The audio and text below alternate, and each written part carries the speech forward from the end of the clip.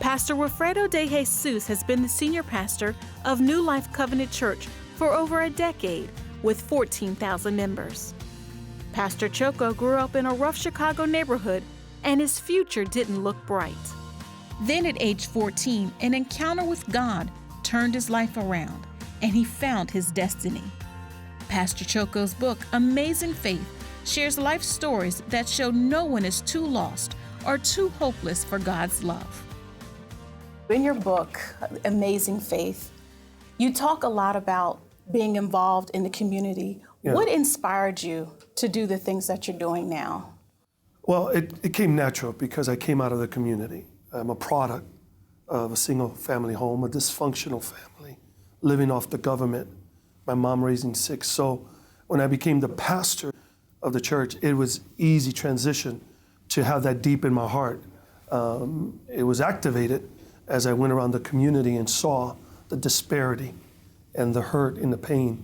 And that just reminded me of what we went through as a child.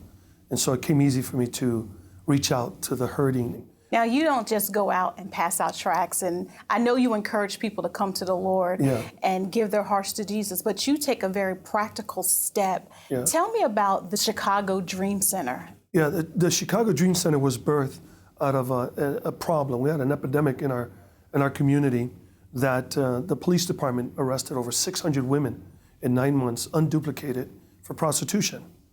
And they came to the church, which I believe is the greatest institution on the planet, to see if there's anything we can do.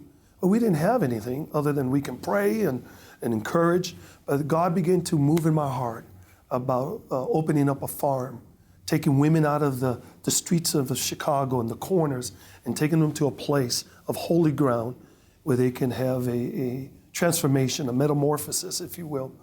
And out of there was birthed the Dream Center. So we bought a farm, 3 hours from Chicago, 15 acres. In the last 11 years, we've had over 252 women lives transformed from drug addiction, depression, prostitution, human trafficking, and now give their lives to Jesus Christ and be reunited. So that's where that was birthed out of, a need. You know, the church has to find a need in the community and then fill it. No government on the planet can do what the church can do, because God is the principal owner and he has the endless resource, and God has been faithful to us.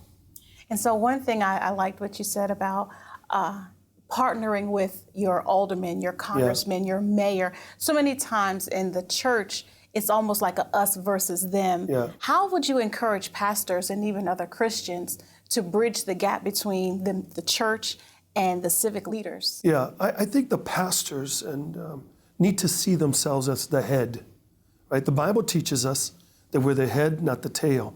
And I believe in our country and perhaps around the world, many pastors have been acting like the tail. We're inferior. They're the ones who have everything. Well, I want to go around the country and around the world, changing that mindset that we are the head. And pastors have to engage powers that exist within the community. We may not like those powers, the politicians, the parties, the affiliations, but they're powers. But we impact those powers. We speak prophetically into those powers because we stand for the poor. We stand for righteousness. And we cannot be afraid of that power. The Bible teaches us that if God is for us, who can be against us? And that no weapons formed against us will prosper. So I encourage pastors to engage the powers that exist. People may look at your church, you have a big church, and say, oh, well, he has a lot of money and they can do these things. But I recall in the book you said, in the beginning, you didn't have that money. You just had a voice. Yeah. How can the church use their voice to change their surrounding cities? Yeah, we started with 68 people in our church. Our budget was around $106,000 a year. So we didn't have money to do what we're doing today. But we had the voice, and that voice really comes out of the Bible. If we're afraid to get a speech, just get it out of the Bible. What is really the voice of God, to be that instrument that God can use. And so all God is looking for is a man or a woman, anybody, who would be willing to just open their mouth and God will speak. And so I think that's what has really translated for us to speak without. And let me just say this. The Bible says that God is the owner of all the resources. He says the harvest is plentiful, right? And the workers are few. He never said the money is few and that he lacks resources. He's just looking for men and women to walk by faith. There's so many issues that face everyone around the world: human trafficking, violence, gangs. They look so huge. How can a church or even an individual attack these issues? Yeah. Well, first to know, where does it come from, right? What I mean by that is this.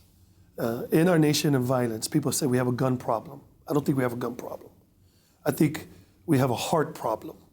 If we deal with the heart, then the hand will follow, and then the head will follow.